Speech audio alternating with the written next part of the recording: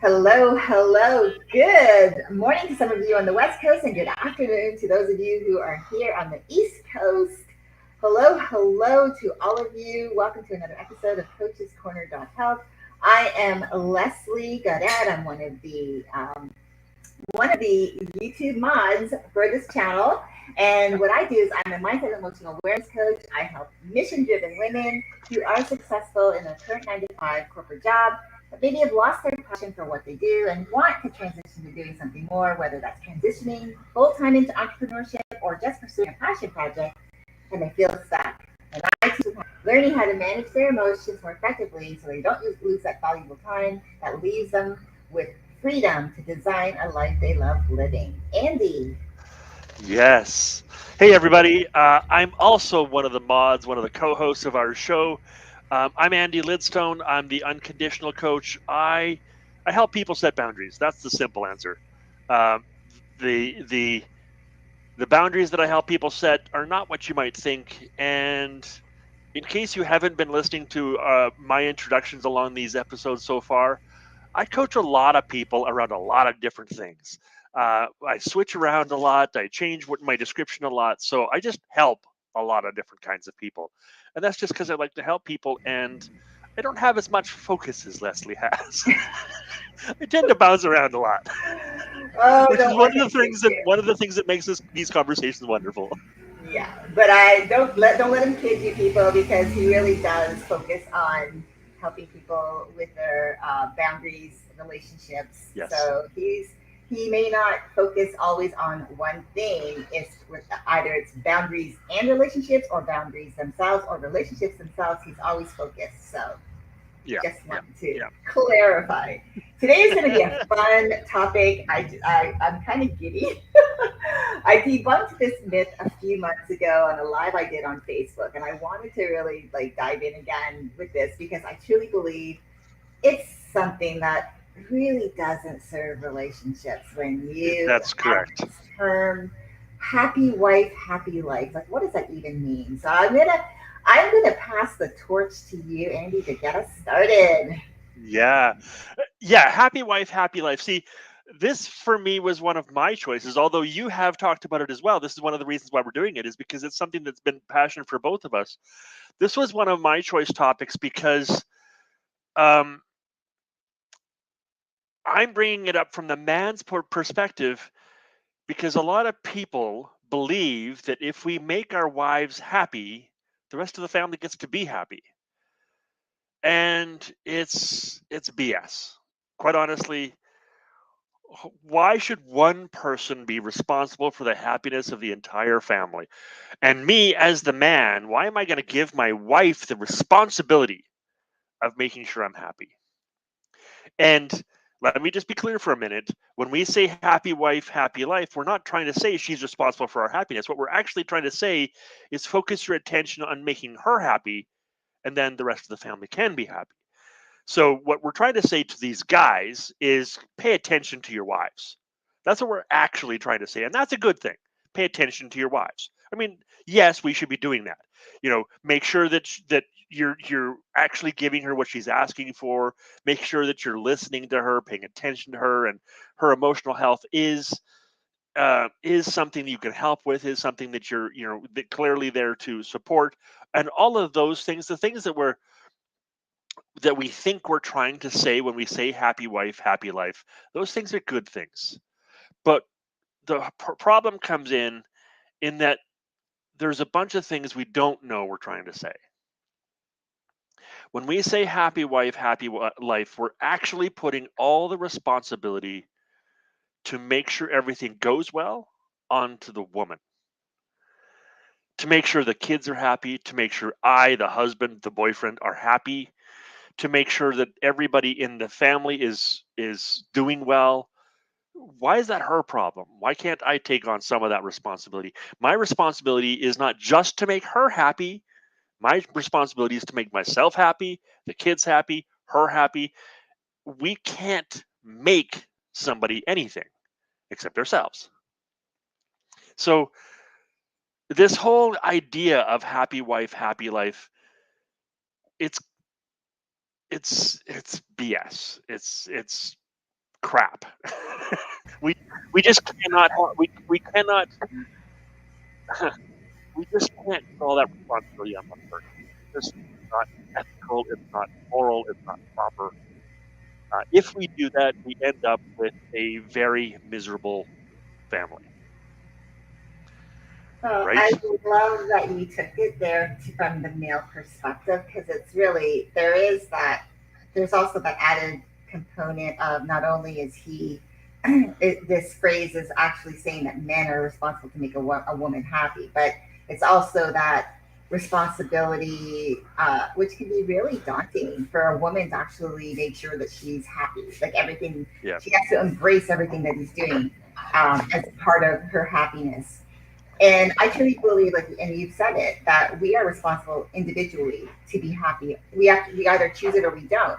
yeah, And what I'm finding is the reason why I truly am against this phrase is because of this saying that's out there, that's been out there for quite some time. And I actually did a little digging on where it started. But having this um, phrase out there, people saying it all the time, like it's a mantra, that it really, to me, puts a lot of pressure on one or the other to make someone happy. right, And the thing is, what they don't understand is, what I want our audience to understand is, if that is a true statement, then that means that that other person has to be receptive to that. But hmm, the thing, we can't put our expectations onto the other person, because if they choose, because again, we've talked about this, we believe that we have, it's our choice, we decide to be happy or not. If we were married, you and I, as an example, and I chose not to be happy, no matter what you do, no matter what you say, is not right, going to make me happy, because I've already chosen the path right, of not being happy, of not right, accepting anything that you do.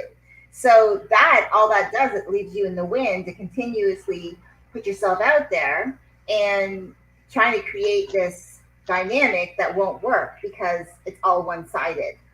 So that's why I truly believe that this saying, this phrase that a lot of people use, like it's a mantra, like it's a belief system, that it doesn't really help relationships, because it's just too much pressure to believe that what you're doing is going to make someone happy, because you don't know their expectations. What really does that person want? What does happiness truly mean to them? And if you're doing, if, for example, you're buying flowers for someone, but they would rather words of affirmation from you, then you're not even hitting the mark. So yeah, it's really like, that's why I want to really debunk this and kind of put it to pasture, because I don't, I understand it's meant for, it is meant to create harmony. That is, I think, what it, yeah, in our day and age, what people are looking at it as meaning. But I don't think it does, because it's too much pressure. It puts yeah, pressure on people, and no matter what they do, if one side doesn't want to accept it, it's not going to work, and it can cause discord in the family, so, in the yeah, relationship. yeah, yeah. And to what we both just said, um, it was a prime example, because what we were talking about is, when I try and make my wife happy, I'm putting pressure on myself to do something I'm not capable of doing. I can't make her happy. I can't create your happiness. I can do things I think will make you happy. I can do things that I think you want or need. But unless I stop, shut up a moment, and pay attention, which happy life, happy or happy wife, happy life doesn't tell us to stop and shut up a moment. It just says go do what you need, what she wants you to do. Go do what she needs. And we're not, it doesn't, we don't stop long enough to figure out what it is she needs. And second of all, even if we did, she might choose to be miserable, right? And that leaves, like you said, leaves me in the wind. It leaves me not being able to create my own happiness, because my happiness is bent on hers, is dependent on hers. And that is the definition of codependency. This is the whole core of it. Happy wife, happy life equals codependency. That's that's what it creates. We're creating a relationship where my happiness is dependent on you, your happiness is dependent on me. We're creating a situation where I'm not in control of how I feel and how I think and what I want. You are. And you're not in control of what you want. I am. And you can't understand what I want as much as I can. I can't understand what you want as much as you can. And it doesn't matter how flowery, beautifully we communicate. It does. I mean, you and I communicate well. I mean, all you got to do is listen to a few of our videos so you can see that. But I still, even with this much communication, even with this great communication, I still could never hope to understand what you want to the level that you do. Right? Same back and forth. We can't. So by putting this responsibility on someone else, two things happen. We can never achieve what we want, which creates a lesser likelihood of me being happy because I can't make you happy. And it removes the responsibility of myself to create my own happiness. So I then don't have to create happiness in myself because that's not my job anyway. And then I also am given a job I cannot do,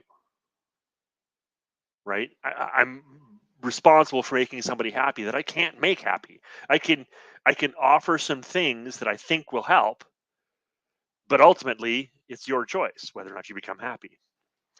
And what I'm doing when I say that, happy wife, happy life, what that actually means is if she's happy, I get to be happy. So I'm creating somebody else's happiness so that she creates mine.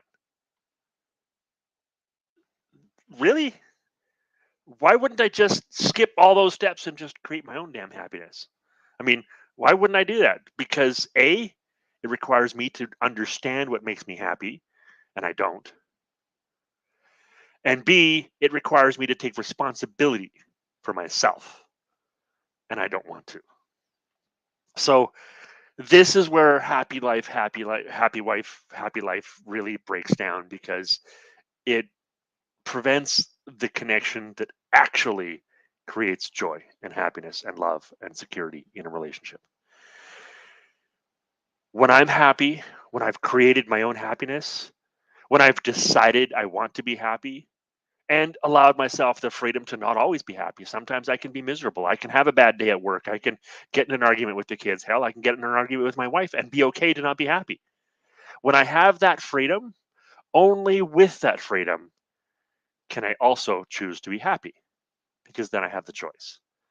So all of that is what creates the love and joy and happiness in a relationship. Never mind, and we'll get into this in a moment, what happens when two people become happy at the same time. There's my thoughts. Yeah, no, I love it. One of the things you said, which really stuck with me, is you said that you couldn't achieve what you want as just yourself trying to make someone else happy. But yeah, the other side to that is that we can't achieve what they want because we Right. really know. Again, we're not. It's almost like saying you can't read minds. Yeah. You might be able to be in sync with someone because you've been with them a while, you've come to understand them a little bit, but it doesn't mean that you're always going to hit the bullseye every time. As you were speaking, I was thinking, well, what would be like um, the the male version of this phrase? And I came up with happy hubby equals harmony. And I'm thinking, is that so? What you're looking at is happy wife equals happy life, happy hubby equals harmony because you've got a happy wife, so the hubby's happy, and that equals harmony. And it's like it just becomes too much. And again, I don't want someone else responsible for what makes me happy because Right. that means that I can't have choices. Right. That my freedom of choice has been removed, Mhm. and that doesn't make me happy. When my Right. freedom of choice is removed, then that means that I'm limited. That puts limits on what I'm allowed to be happy about. It puts limits on what I'm allowed to enjoy. It puts limits on my joy and my gratitude. So how do we like change? How do we change this phrase? How do we change this whole mantra around this movement per se of happy wife equals happy life? Like how do we How change about it? how about happy me is happy me? I mean, that's not a mantra, but that's essentially what it is. I create my own damn happiness. But I think is what's I think one of the bigger things that has people, I think, maybe leaning towards, or maybe women. I always hear a lot of women say this phrase, and then when hear men say it, it's almost like, almost like they feel like it obligated to say it, where the woman is feeling like entitled to hear it. And I started thinking, like, what would happen? Like, how could someone move away from this? Because again, yes, it's easy for you and I who've been in the self-development world for as long as we have.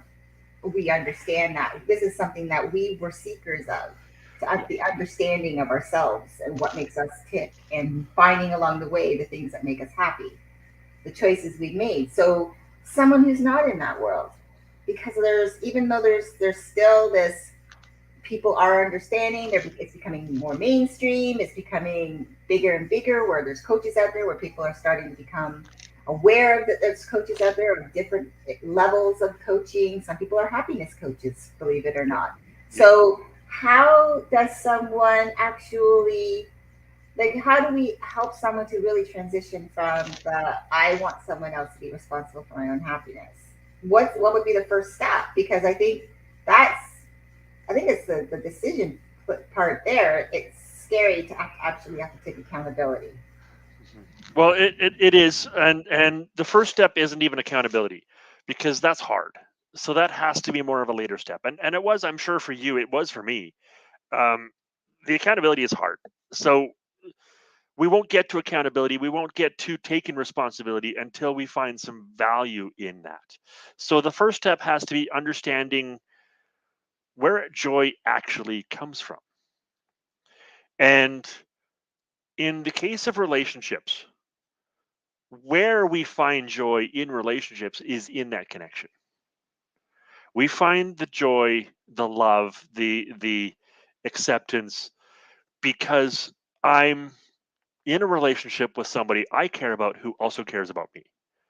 So this is kind of the core of this phrase in the first place. It's trying to focus us from being individuals into the relationship. So when we say things like focus on your own happiness, to the average layman, it sounds like, well, why am I in a relationship then if I'm focusing on my own happiness? So, so the first step is to really understand where joy and happiness comes from, especially in a relationship. And joy and happiness in a relationship doesn't come from me making you happy and you making me happy. We think that's where it comes from. To a layman, that makes sense. I'm in a relationship so that I can make somebody happy and they can make me happy. And that makes sense, but what's actually happening is my partner is attracted to my happiness. I'm attracted to her happiness. So when we create our own happiness, we're bringing that together. We're multiplying the joy that two happy people bring to a relationship. All you have to do is look at the first few weeks, first few months of a relationship, and you'll see that joy. When two people who have been ish happy, or at least found joy together, they were creating their own happiness. When I start dating a woman that I care about, I'm not depending on her to create my happiness. I'm happy because I'm around her. She's happy because she's around me. I'm happy even if I'm miserable and depressed and I get into a relationship, that misery and depression goes away because I'm around somebody I care about. I'm attracted to her joy and happiness, her caring, her compassion, and she's attracted to my versions of those same things. That's what creates the joy and happiness in a relationship. It's not me making her happy and her making me happy. It's me connecting to her heart and her connecting to mine is what creates that happiness. That connection happens most often and at its strongest when we choose and have the availability to choose, have the option to choose the joy and happiness. When I'm miserable and I share that with my partner, and she's able to create her own happiness or choose to be compassionate to me, that misery feels a lot less powerful. Yet when I'm excited and happy, or I'm feeling very, very deeply in love and I share that with my partner, suddenly that feels so much bigger than it would on my own. And that's what connection to another person does. It reduces the bad feelings and increases the good feelings. What do they say? Multiply joy and divide misery.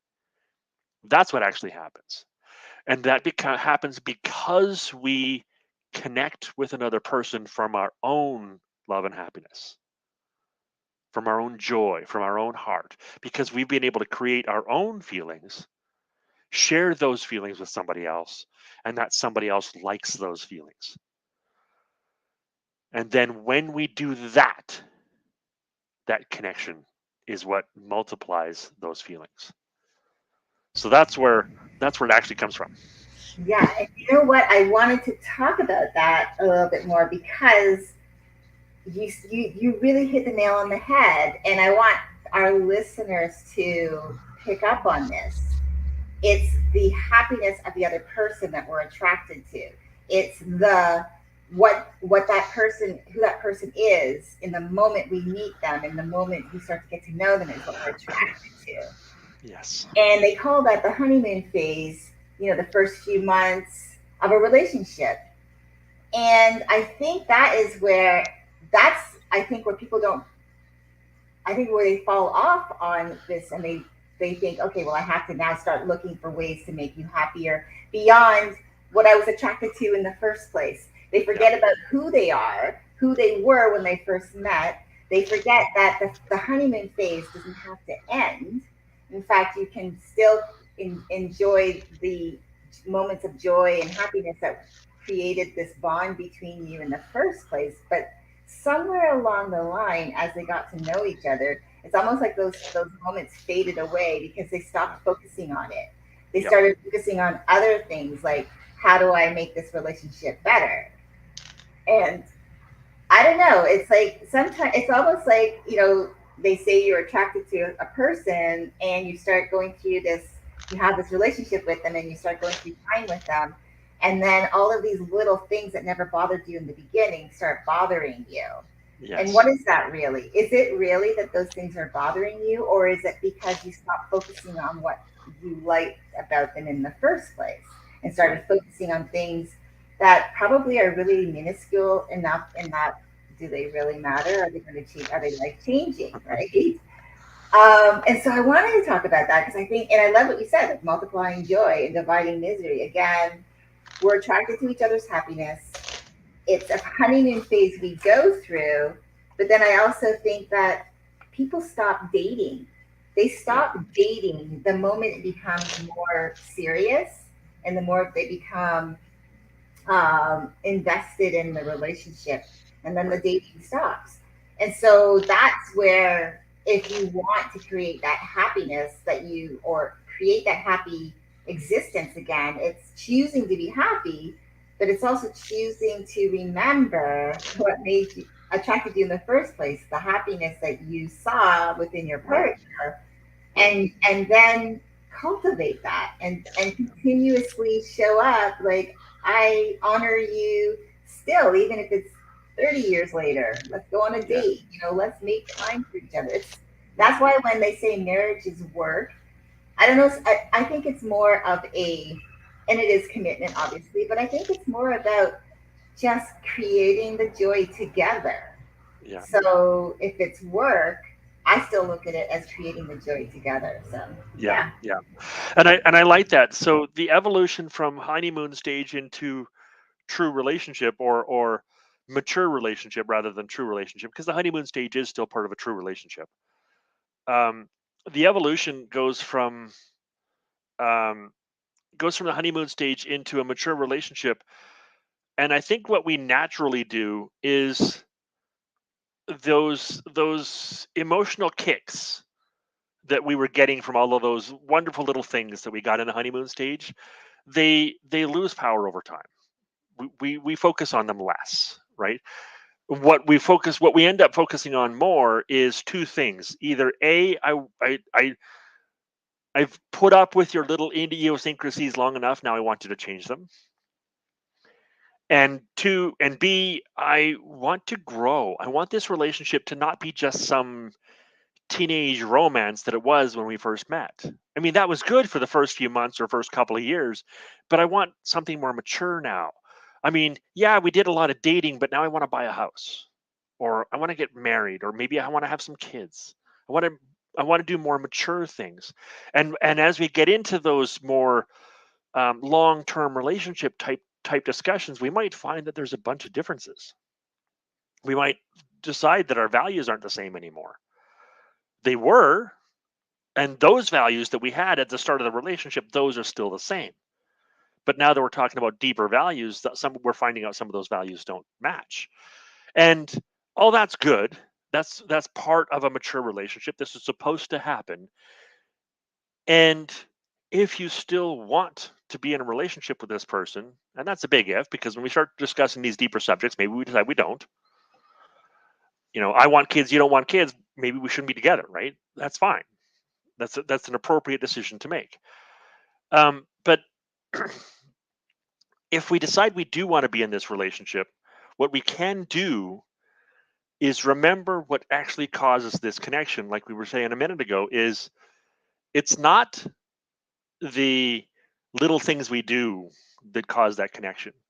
You know, I bought you flowers for the first, every day for the first 3 months we were together, and that was great. And then I stopped buying flowers. But even if I buy flowers now, the hit that you get is smaller because I've done it a bunch of times. It doesn't matter as much. So what we can do to recreate that is remember that it wasn't the flowers you were falling in love with. It wasn't me giving you flowers that I was falling in love with. It was your heart. It was my heart. So find mature things that the heart does that you like. As you get to know each other and you're 2 or 3 or 5 years or 10 years or 20 years or 30 years into your relationship or 26 years into your relationship, as you are, you can connect with their heart in a different way. There are things that your husband does, and he does them out of caring and compassion. You know that he does them out of passion. You know he does them because you can see the joy and love and all of the good virtues, all of the wonderful things that he does and why he does them. And you can connect with that. When you're 2 weeks into your relationship, you can connect with that because he does them, because clearly he loves you. He thinks you're beautiful. He thinks you're a wonderful person, whatever. But as you're 20 some odd years into your relationship, you can see, oh, well, actually, when he goes fishing, he's trying to reconnect with himself and reconnect with nature. And that's a good thing. When he goes and watches a hockey game, he's really trying to reconnect with his boyhood passion. And that's a good thing. These are things you can't see 2 or 3 weeks or a couple of months into the relationship, but you can see 20 odd years into your relationship. So all you have to do is find more mature parts of their heart to connect with. And that's where the work is. It's not really hard. It's not as natural. It's not as intuitive. It's not as easy. But it can be simple. Just look at their heart. See the things about their heart that you care about. Find the things that you go, wait a minute, I love that he does that. I love that she does that. This makes me feel warm inside when I see them doing that. Whether it's for me or somebody else doesn't even matter, because I can connect with somebody else and the things they do for other people, the things they do for themselves, or the things that they just do that I think are cool. That's enough. That's how you continue this going forward. And sometimes that's dating, and sometimes it's helping each other with hobbies. Yeah, and that's paying attention just to relationships. I was thinking about as you were speaking about looking at the things that brought you joy in the beginning, and as you go through life together, creating those bonds, like those deeper level bonds, and recognizing the littlest things that other you might take for granted if you're not paying attention, or if you just don't care. But if you really want to see, like, how, if your significant other is giving you that is paying attention to what makes you tick, pays attention to what makes you happy. Someone coming in bringing my coffee every morning, like my husband does, that makes me happy. And in Yeah. fact, the moments when he doesn't bring me the coffee, I go looking, right?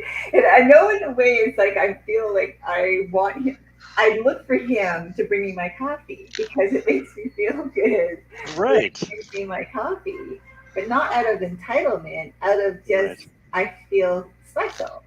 Right. And I know that he knows that, Right. and vice versa when I do something for him, whether whatever that is. And so it's finding those that joy. And I think as you were talking, I was thinking, well, happy wife plus happy hubby, who are looking for and finding the joy within each other equals harmony in their home. And Yeah. that to me is about taking responsibility for your own actions. Again, the whole honeymoon phase and then going into the mature relationship. Like, and as you were saying, I've been married 26 years, and it's I've realized, and he and I talked about this, that we are now more in a it's a different shift to our relationship because it's Yes. not only is it husband and wife, lover, friend, but now it's companion, like Yeah. long term companion. The companion word never really came up until we started getting into those later, like, into our 24, 25, 26 year marriage markers. And Yeah. now we're companions, and we're in the second half of our lives, and we're journeying through what does it look like, and we're looking for the joy. I talk to my clients about finding the gratitude, because you can find gratitude in any moment, whether it's you fall down, something happens, doesn't go to plan, you can still find gratitude. I think it's the same thing in relationships. You can still Yeah. find joy if you're looking. But if you're when you go into the relationship, and I've had many discussions with people over the years, go into a relationship, and they think that, well, if it doesn't work out, we can just split. And that's one of the reasons they have kind of shifted away from marriage, or taken their time about even really broaching the Yeah. subject, because marriage is a contract that's harder to break. But being just in a relationship, you can just one or the other just walks out the door, and that's it. Yeah. But is it really? Because there's still, regardless of whether there's a signature that's on the dotted line that you're saying, I'm yours, you're mine, um, there's still that emotional connection, regardless of whether you are married or you're just in a relationship and you've been together for a while and you've invested Right. your emotions and your time. Yeah. So finding the joy is really about, okay, you're attracted to each other, and you're attracted to the fun things about each other, and Yes. then you start becoming more deeply attracted when you go into that mature relationship, because then there's love, and that becomes, because you're now more connected with other parts of joy, of how you're going through that part of your relationship with each other, and you found the joy there. But down the road, when life gets hard, this is where it gets tricky. You still have to be able to find the joy within those hard moments, because those hard moments, if you can get through those moments together, that's what creates that deeper level of connection. You can find joy in that. And that's when you Yeah. become those companions that, like, get to longer term marriages where they're now together, like, 50, 60 years. I know some people who are like in their 45 years. My husband, before his mom passed, they were married 60 years. So Yeah. it doesn't mean everyone's always happy in every moment of No. the 60 years, but it's still, but they stay together because their relationship transitions more. They became deeper. They had more of a deeper level connection. They were still finding the joy to be Yeah. together every day, and it Yeah. wasn't about, like, oh, well, they're not good enough, and finding a way out. And that's Right. where I think if people could shift their perspective away from thinking that everything has to be perfect and it has to be that same joyful connection you had when you first met, it's going to evolve, and you Right. still have to do the legwork to keep the joy alive. In other words, finding the Yeah. joy within your Yeah. relationship together.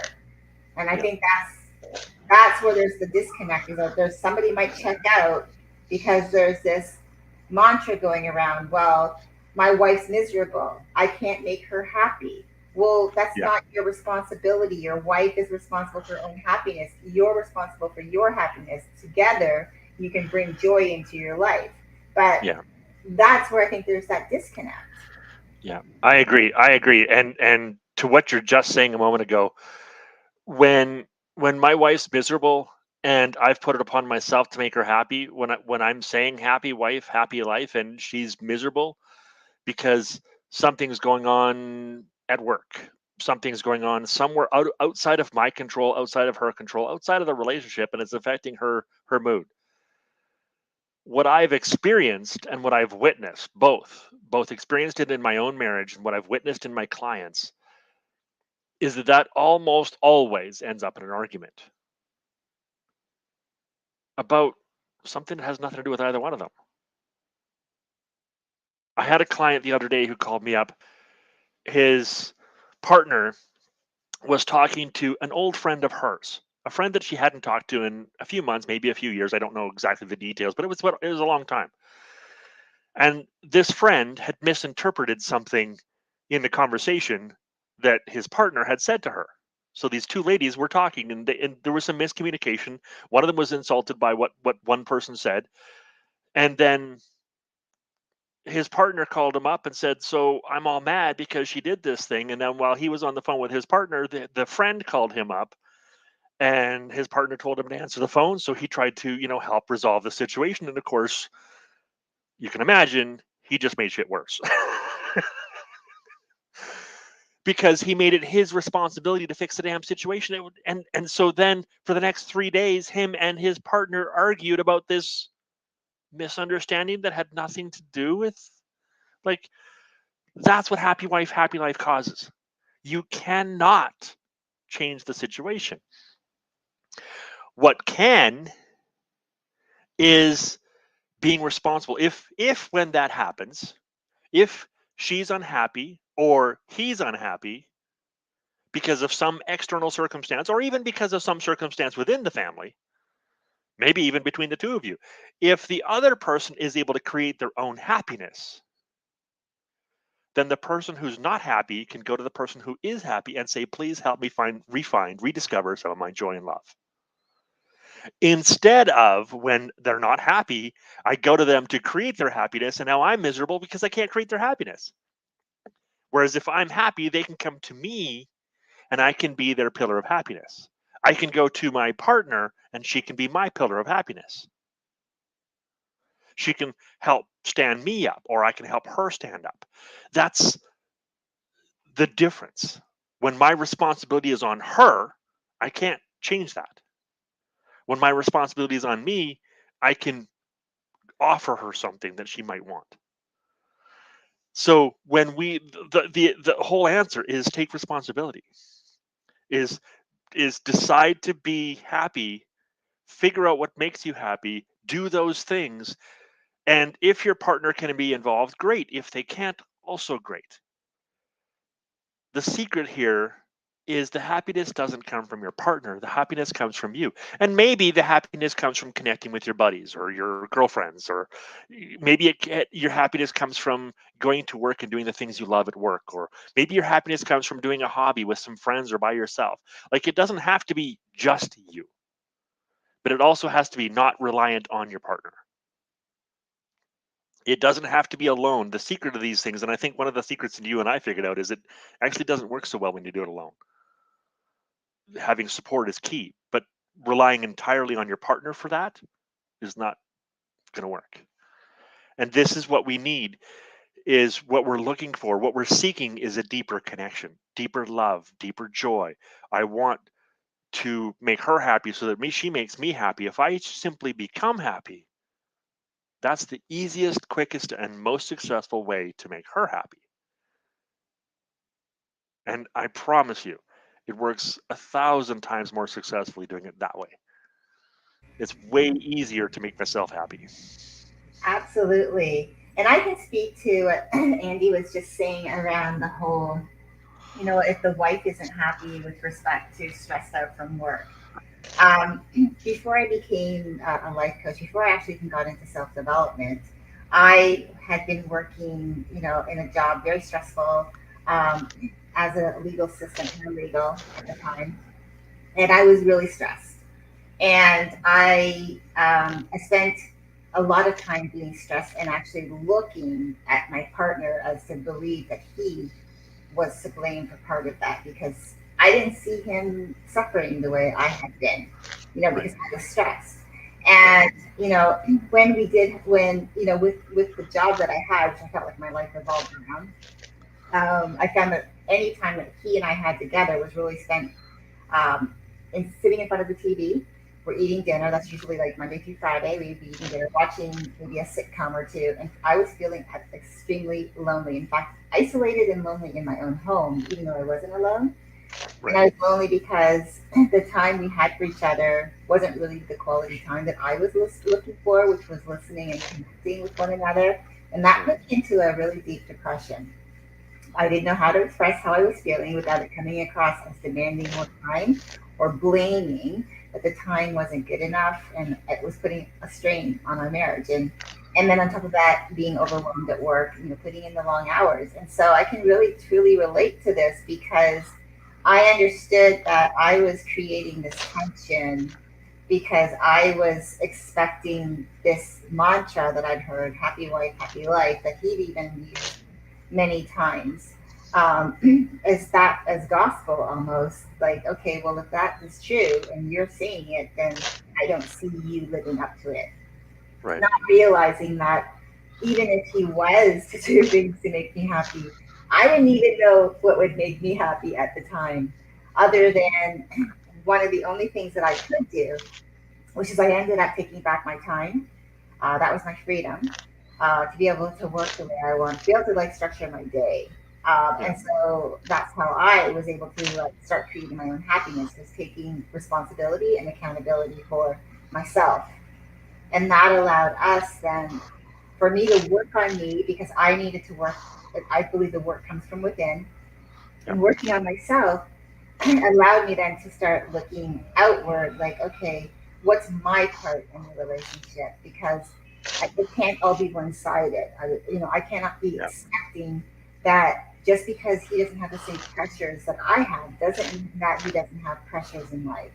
Right. And it's not his responsibility to make me happy, when at the time I really didn't know what it was that I needed. And so when I figured that out for myself, which was really liberating, after all the time that I put into it, it's put less there's less pressure, less strain, Yeah. and there's no pressure, like, like whenever he does say it or I hear his friends say it, I'll say, no, remember, it's not about you making me happy or me making you happy. It's about us coming together, and we're happy in our own right, and we come together and spend this time together in a happy state of mind. That's what it is to me. So I really could relate to that, because that was a life that I had been living, and that was a mantra that I actually believed was true. Yeah. Yeah. And realizing that way too much pressure for him to make me happy, when, first of all, I didn't know, number one, what would make me happy. So how in the world could I expect him to Right. know what would make me happy, for him to actually magically create this life for me that would make me happy, because I didn't know Yeah. what that was. Yeah. That's exactly true. And um and that's often the case. When we try and make our wives happy, often, and I mean often as in like 98, 99% of the time, they don't know what makes them happy. Because the women who do, the men who do, the people who know what makes them happy simply do those things. I don't, if I know what makes me happy, I'm not going to put that on you. Why would I? If I know what makes me happy, I'm simply going to go do the things that make me happy, right? Why would I put that on you? We put it on somebody else because we don't know what it is. So it's hard to take responsibility for your own happiness when you don't know what makes you happy. This is why we expect somebody else to know, because I don't know. I mean, I did it. You just said you did it. So that's the easy part. If I don't know what makes me happy, it's got to be somebody else's job to know what makes me happy, and then I get to get mad at them when they don't know. Well, that's the problem. I mean, when we say it that way, it sounds silly. But that's exactly what we're doing. And it's it's it's not going to work. It can't work. If I can't make me happy, if I don't know what's going to make me happy, how is somebody who's not in my head going to figure it out? Right? How is somebody who doesn't think what I think going to figure it out? So, but what I want to do is wrap the conversation around to the question you asked a little bit ago. How do we resolve this? So, what I'd like to do is I'd like to resolve it from two kind of unique perspectives. So, I like the way you wrote it in the title. You wrote it as a kind of a mathematical equation. Happy wife equals happy life. So let's change the equation. That's one perspective. I'd like to make it into a different mathematical equation. We can make it happy husband, happy wife, or happy wife, happy husband, whichever way you want to put that, equals joy and love in a relationship, or just joy and love. Right? Happy husband, happy wife equals joy and love, because that's what we're actually looking for. And then I also want to put it, because the math hits half the people, I want to put it into a sentence, a English statement to get the other half of the people.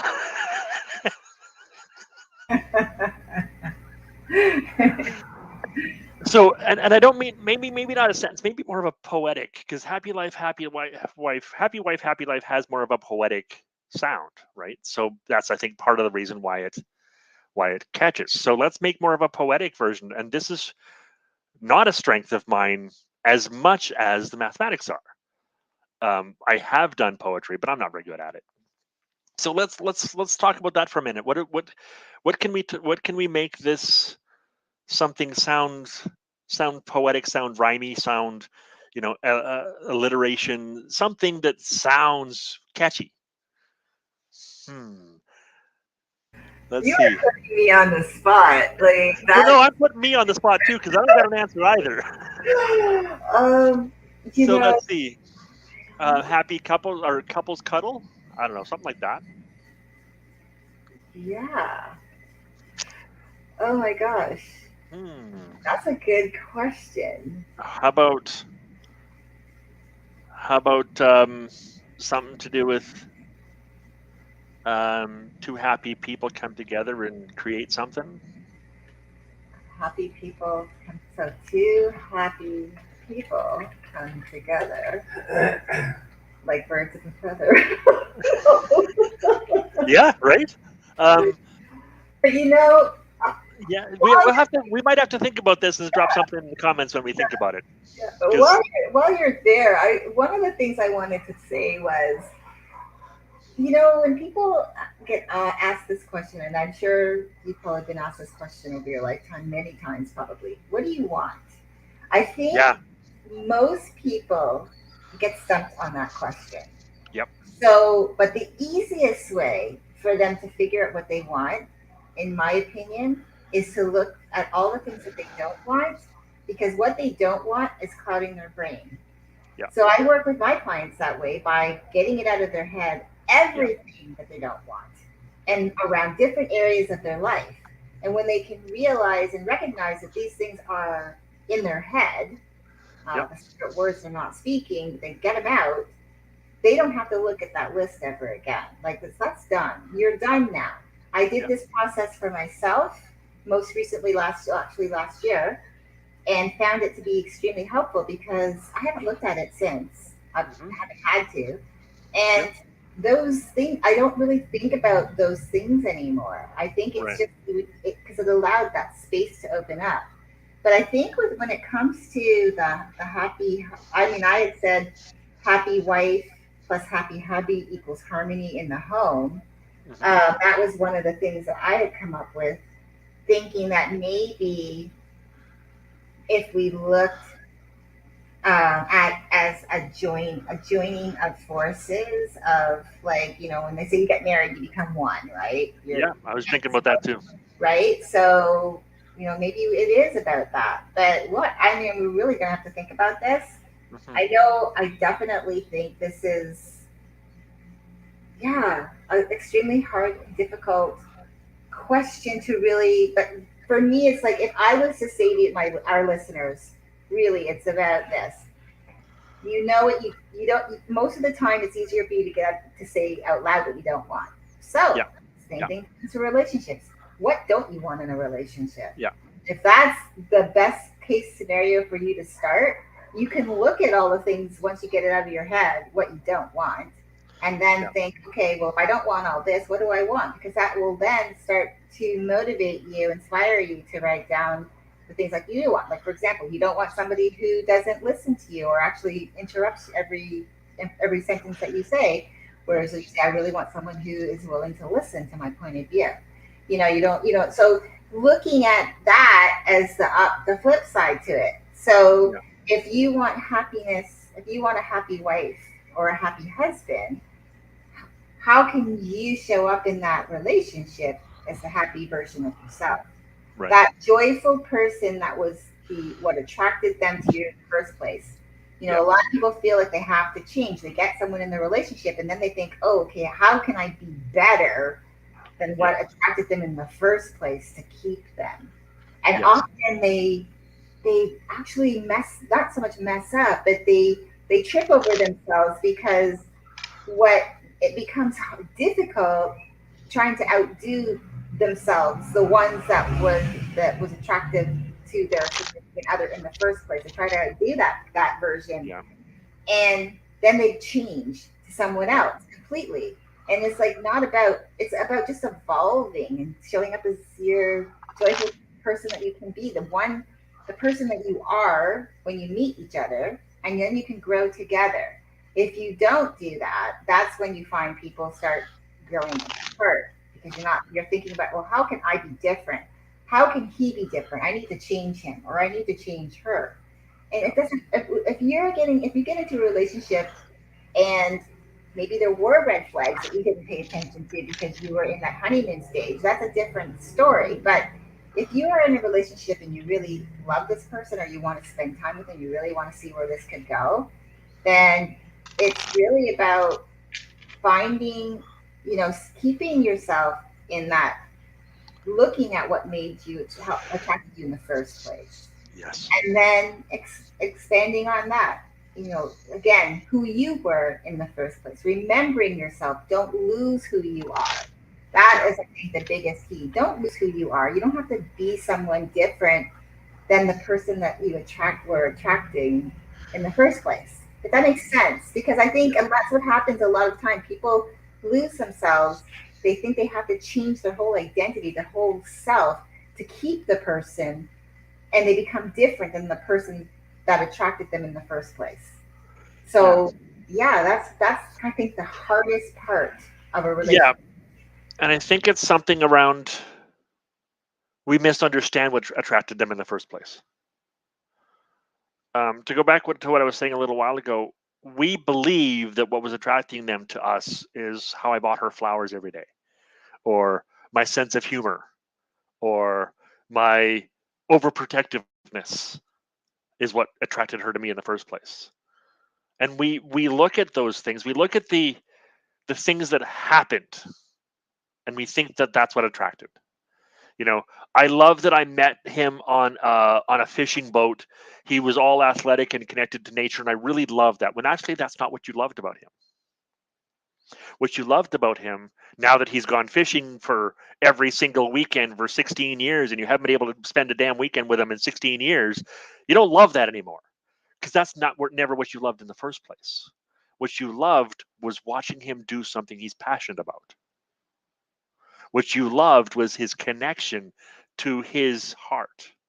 What you loved was watching him do something that really made a difference to him. So maybe you don't like that he's fishing anymore, but find that. Find the thing you're connected to. Find the thing you really do like about him. What does he still do that you really like?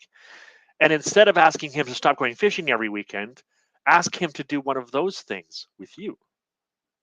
One of those things that you connect to, one of those things that you really admire him for. Ask him to do one of those things with you. Because if you admire him for it, I promise you, he'll give up a fishing weekend for it. I promise you. And the other thing, too, I wanted to go back to what you were saying a moment ago, just before we end off here, because we are coming up to the hour. because we're going to finish this conversation in an hour, right? We ever do? Never. The other thing I wanted to touch on that you were saying is if it's hard to figure out what you know or what you want, write out all the things you don't want.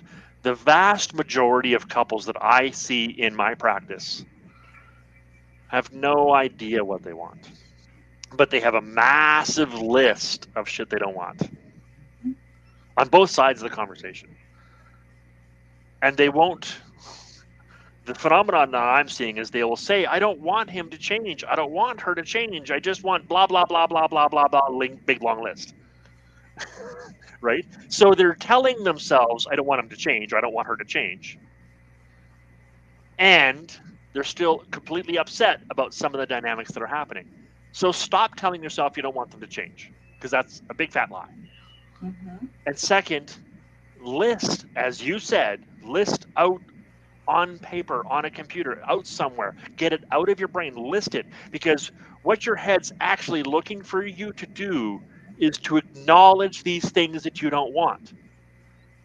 You think what you want is for that other person to change. But what's actually happening is your body, your heart, is asking for you, not them, but you, to acknowledge those things. Write them out, because in order to write them out, you have to be very, very clear and specific about what it is you don't want. And once you're clear and specific about it, this is why you stop thinking about those things. This is why I stopped thinking about those things when I did the same damn exercise. And when the clients I have who do this exercise, this is why they stop thinking about it too. Because your subconscious mind, your heart, your soul, it just wants you to acknowledge these things, to know specifically what it is you don't want. Because once you can nail it on the head and write it down in a very clear manner, your body goes, oh, yeah, I feel heard now. We're good. Done. And now that's when you can move on. That's when your body will open up and say, okay, you've heard me on all the things I don't want. Now we can talk about the things I do want. And that's why you can't see. That's why you don't know what you don't want, because your body is still trying to get rid of all this shit that it doesn't want. So get it down, acknowledge it, like listen to what you don't want. Actually pay attention to yourself. Again, take responsibility. It's not about making them change. It's about you acknowledging it. Because I'll promise you that a very large portion of what you think, what you don't want, you actually don't need that other person to change. You just need to acknowledge out loud, on paper, on a computer, in writing, that this is what you don't want. When you do that, you'll find what you want. It's right there, plain as day.